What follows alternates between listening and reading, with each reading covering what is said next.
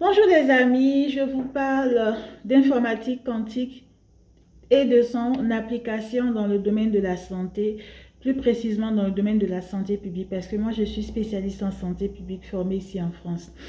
Alors comment on peut utiliser l'informatique quantique, cette technologie, cette nouvelle technologie, cette technologie innovante dans le domaine du deep learning, c'est-à-dire l'apprentissage profond, pour mieux procéder à des analyses en termes de santé globale, de santé populationnelle, pour faire des prédictions en matière de prévention, donc pour la santé des populations, de la santé globale, qui fait appel aussi à la coopération internationale. Et moi, comme je suis spécialiste en coopération internationale également, je me suis intéressée au champ d'application de l'informatique quantique dans le domaine de la médecine. Tout d'abord, il ne faut pas que je m'oublie, je fais la promotion de mon livre « Responsabilité sociétale des entreprises, une approche interconnectée basée sur la santé publique, le genre et l'environnement ». Il est paru ici en France et il est disponible partout dans le monde, dans le réseau de distribution de la FNAC, d'Amazon, à la librairie Erol, au Canada, etc. Le rôle des entreprises pour le bien-être des populations et la prospérité de la société n'est plus considéré comme une utopie. De nombreuses entreprises s'engagent de nos jours pour la santé, les femmes, l'environnement, le climat, pour ne citer que ces domaines d'intervention, et impactent leur environnement.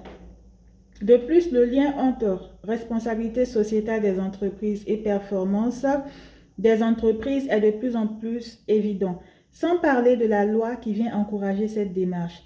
Pour déployer des stratégies RSE basées sur les ODD, ce livre vous propose une approche interconnectée reposant sur la santé, le genre et l'environnement pour répondre à des défis de plus en plus complexes auxquels font face les entreprises. Donc, il fait 20 €, il est paru en 2022. Donc, revenons à nos moutons.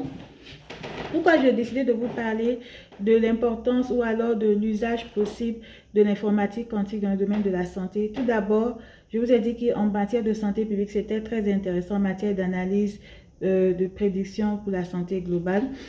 Et il y a des affections chroniques en Afrique comme la tuberculose qui posent plusieurs problématiques. D'abord, on a l'augmentation du taux de tuberculose résistante aux médicaments antituberculeux et ces médicaments coûtent cher.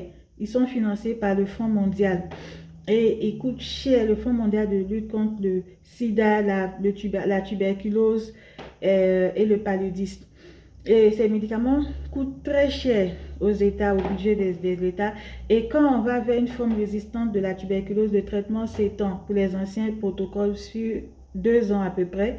Et c'est des médicaments coûteux avec beaucoup d'effets secondaires. Et le nouveau protocole, c'est 6 à 9 mois. Je ne sais pas si c'est déjà disponible en Afrique.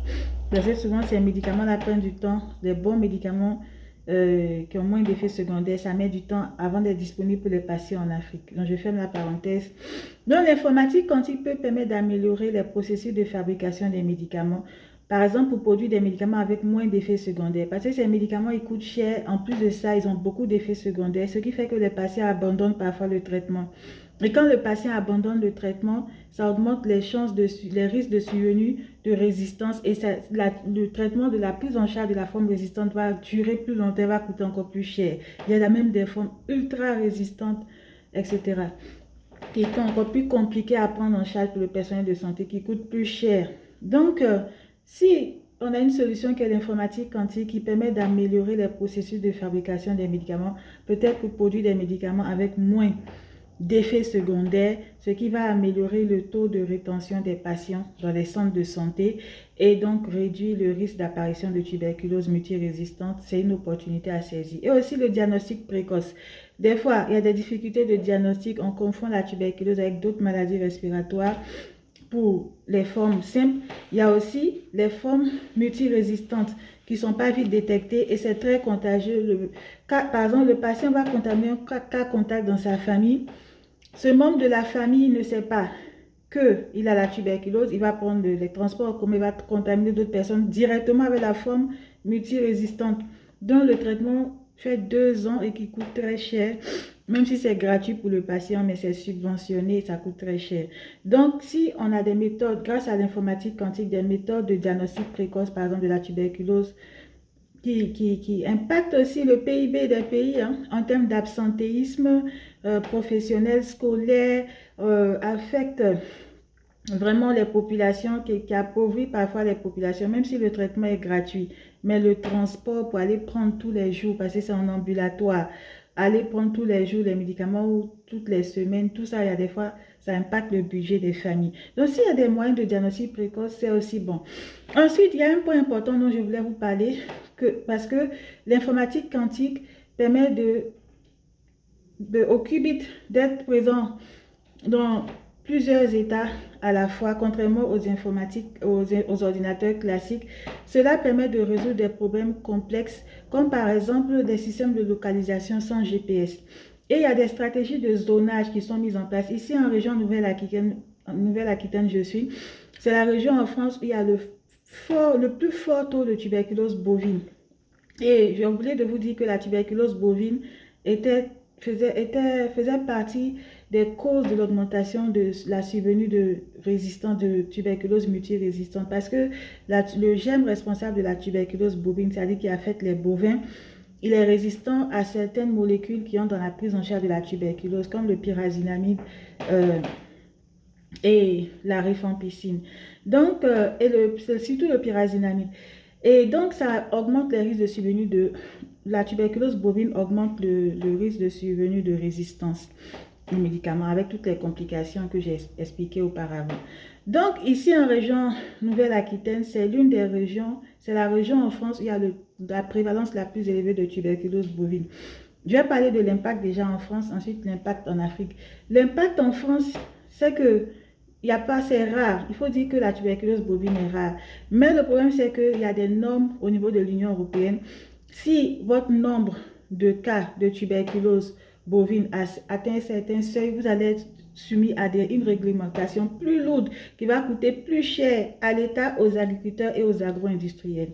Voilà pourquoi toutes les solutions qui vont permettre de réduire la fréquence de la tuberculose bovine sont importantes. Déjà, d'empêcher le risque de survenue et de réduire la fréquence sont très importantes sur le plan économique et bien sûr sur le plan de la santé humaine et animale pour l'État, pour les agriculteurs, pour les consommateurs, pour les industriels. Et donc, il y a des stratégies de zonage grâce à l'informatique quantique, en plus de tout ce que je viens de citer comme avantage diagnostic précoce, amélioration des traitements. Les stratégies de zonage permettent d'empêcher le contact des cas, le contact des troupeaux. Voilà, donc il y a des stratégies de suivi et de traçage. On suit la trajectoire des troupeaux pour empêcher, par exemple, le contact des troupeaux avec les animaux sauvages, comme les blaireaux, qui sont le facteur le plus important de transmission de la tuberculose à l'animal d'élevage.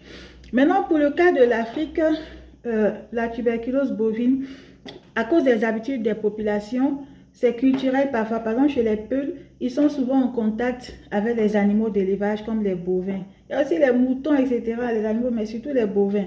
Et ils vivent avec, c'est leur culture, ils vivent avec les bovins. Donc, cela augmente le risque de transmission de la tuberculose bovine parce que c'est rare, mais ça existe, la transmission de l'animal à l'homme. Et aussi les habitudes alimentaires, par exemple la consommation de lait de vache non pasteurisé. Là-bas, ils ne mangent pas de fromage, mais la viande pas assez cuite. Tout ça, c'est des risques de transmission. Et le contact surtout. Et aussi l'épandage. Ici aussi, c'est un problème. C'est-à-dire l'élimination des déchets des bovins.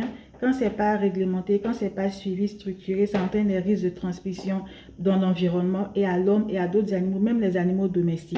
Donc, vous voyez que c'est très complexe et l'informatique quantique va venir aider à la résolution de ces problèmes complexes. Par exemple, en Afrique, ça va permettre par exemple au district de santé de suivre les troupeaux qui sont vaccinés, les troupeaux éviter. Là-bas, ce n'est pas vraiment les animaux sauvages qui entraînent la transmission, c'est déjà les troupeaux, les contacts entre troupeaux et les troupeaux ne sont pas vaccinés souvent.